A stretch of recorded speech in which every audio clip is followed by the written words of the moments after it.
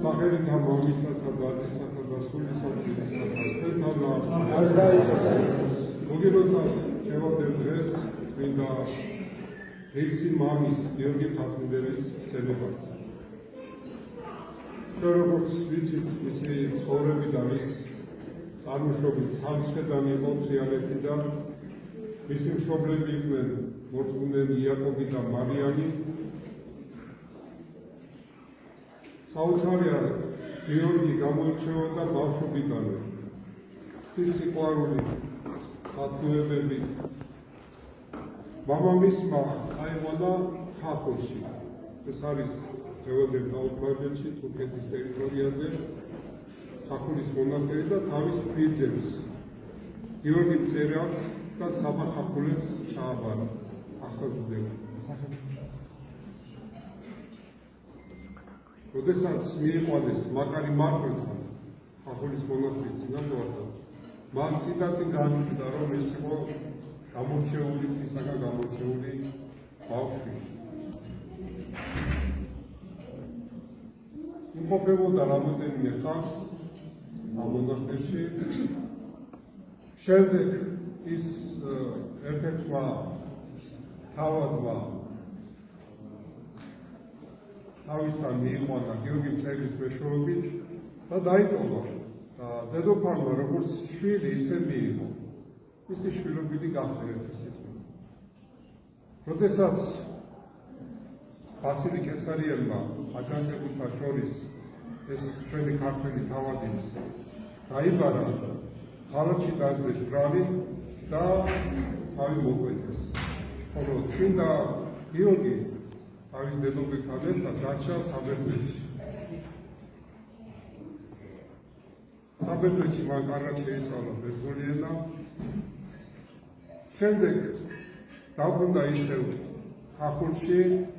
ხახულის მონასტერში მამებმა აკვეცეს მცირე სქემაში, როგორც შევკვეცავ, ბოლოსა კუთხედით და გადაწყვიტა, რომ ამის შემდეგ წასულიყო შავ მთაზე. შავ მთაზე რომ ჩავიდა, იქ რა თქმა უნდა მოძღვარი აუცილებელი არის. აი იქ მინიშნება არის ასეთი, რომ მოძღვრის გარეშეო ვერც სულიერად ვერ წარიმატებოდა და ვერც სულის ცხოვრებაზე ვერ იფიქრებდა. აქედან გამომდინარე, ახლა მშობლობა აქვს მოძღვარს და დაიწყო ძებნა აი ამ შავ მთაზე. იმ პერიოდში შავ მთაზე მრავალი ქართველი მამა მოღვაწეობდა და მათ შორის ერთ-ერთი გიორგი განდგომილი, რომელიც განმარტოებით ცხოვრობდა, მასთან მივიდა, დაემოწაფა და მისი როცაკურთხევით შეემოსა დიდ სქემაში. ღირსმა მამა გიორგიმ ააკურთხა, რომ წასულიყო ათონის მთაზე და 6 ათონელის გზა უნდა გაეგრძელებინა. ასე თარგმნელობითი მოღვაწეობა და მართლაც როდესაც ის ჩავა ათონის მთაზე, მან არ განაცხადა მოძღვრის როცაკურთხევა და ყველაზე დამამცირებელ მოჭირეებს ასრულებდა მონასტერში. საოცარი არის, რომ არასოდესო თავი მაღლა არ უწევია წმინდა გიორგის. სულ დახრილი თვალებით სულ მიწას უყურებდა, ხოლო გონებით სულ ზეციერს საუბრობდა გონებრივი თვალით. შემდეგ რომ გაიგო ღირსმა მამა გიორგი დამოკიდებულმა, რომ მისი სულიერი შვილი არ ასრულებდა როცაკურთხევას, მან გააგზავნა მასთან ერთ-ერთი ბერი და საბოდურები უთხრა, რომ დაეწყო თარგმნელობითი მოღვაწეობა და ამის შემდეგ იწყებ თარგმნელობით მოღვაწეობას გიორგი მთაწმინდელი და მან მრავალი წიგნი თარგმნა. მან შეადგინა ისეთი წიგნებიც, დიდი სინაქსარი, რომელზედაც წერია, რომ ბერძნებსაც კი არ ჰქონდათ.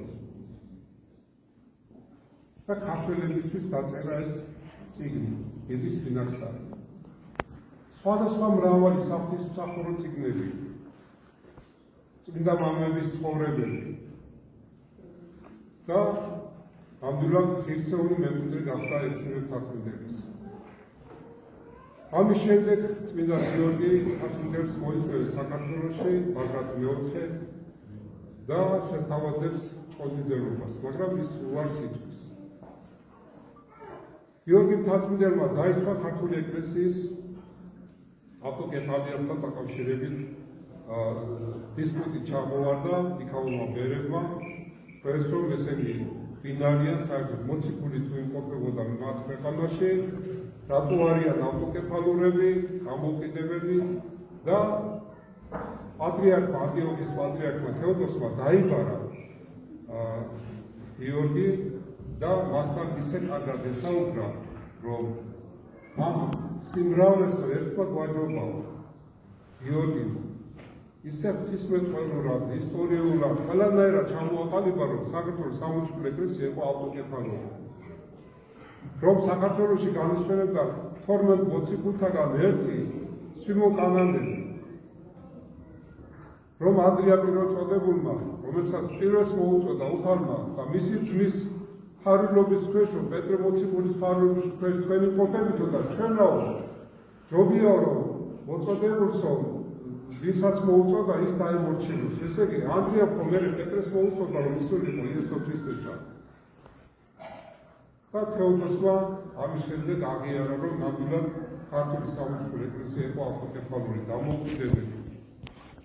ეს იყო გიორგი მთაწმიდელის დიდი ღვაწლის განსწავლულობის შედეგად.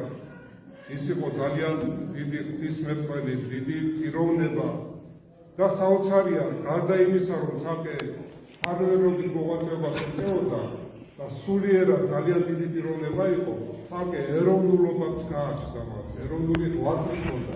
ზრუნავდა საქართველოში, როდესაც ის საქართველოში წამოვიდა, 5 წელი დარჩა საქართველოში და მოაწესრიგა საეკლესიო საქმეები. ესე იგი არ იყო კაი მდგომარეობა. წოდებრივად ანიჭებდნენ უპირატესობას, აი დიდი წარმომავლობის ადამიანებს, თქვა თავადური წარმომავლებს, მათ უპირატესობას ანიჭებდა, მაგრამ მან დაამკვიდრა ის, რომ მისეული უნდა ყოფილიყო არჩეული საეპისკოპოსო სამღვდელო ხარისხებში. და სწორედ ეს განსწავლა ამით ქართული სამოციქულო ეკლესია საეკლესიო წყობში ჩააყედა და ძალიან ბევრი თარგმნილი ლიტერატურა ჩამოიტანა საქართველოში. და მისი მეშვეობით სწორედ აი მისი თარგმნილი საღვთისმსახურო წიგნები დაიწყო მსახურება ქართულმა სამოციქულო ეკლესიამ. აი ესეთი დიდი პიროვნება იყო გიორგი მთაწმიდელი. გარდა ამისა, მათ 80 ობოლი ბავშვი წაიყვანა ათონის მთაზე, მაგრამ აი ამ დროს მან ღვთისაგან მიიღო ცნება იმისა, რომ ის უნდა გარდაცვლილიყო, გასულიყო ამ ქვეყნიდან. მან ითხოვა მეფესთან წარდგომა, მიიყვანა ბავშვები და უთხრა, რომ აცი თქვენ გავარებთ, რომ თქვენ მიხედოთ აი ამ 80 ბავშვს. და რამოდენიმე დღეში ეპრეპავლობა დღესასწაულზე გარდაიცვალა გიორგი მთაწმიდელი. მან ძალიან დიდი ღვაწლი დაასწრო ათონის მთაზე მონასტერს, ივერონის მონასტერს, ძალიან დიდი პატივი მიაგო ჩვენ წინაპრებს, იოანეს და ექვთიმეს სპეციალური რუსკობების შეუქმნა მარმარილოს აზრები განაახლა და რა ვიცი, აი მრავალმხრივ მოღვაწე წმინდანი მზადება გიორგი მთაწმიდელი. მადლობა უმას, რომ აი ამ ჩვენ ქართულ გიმნაზიას მისი მეუღლება და ფარველობა აქვს, რომ მისი სახელობის არის ჩვენ გიმნაზია და შევეწყოთ წმინდა გიორგი მთაწმიდელს, რომ მისი მეუღლება ფარველობა არ მოქმედდეს.